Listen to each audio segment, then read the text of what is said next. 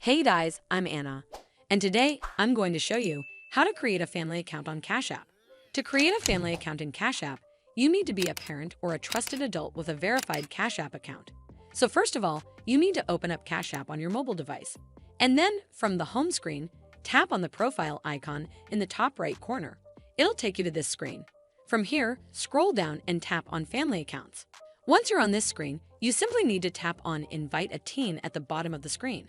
Follow the instructions to share the link with the person you want to add to your family account. Once you become the legal owner of the sponsored/family account, you can track your teen's activities in the app and turn specific features on or off. Well, that's how you create a family account on Cash App. I hope you found this video helpful, and if you did, make sure you give it a thumbs up to see more videos like this, and don't forget to hit that subscribe button.